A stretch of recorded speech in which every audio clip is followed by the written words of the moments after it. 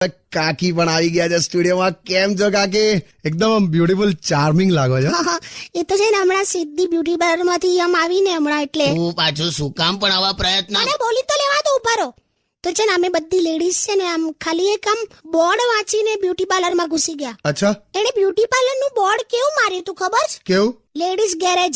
Ladies garage એમ? બોલ, ladies garage આવું તો કોઈ દિવસ બોર્ડ મરાય? પણ બરાબર છે લી, ગેરેજમાં કેવી પેલી જૂની ગાડીઓ રિપેર કરીને ચકાચક બનાવી દે ને, એટલે આ લેડીઝ ગેરેજ નું આમ પાટિયું આમ ક્રિએટિવ વસ્તુ કહેવાય, ખબર? શું ક્રિએટિવ?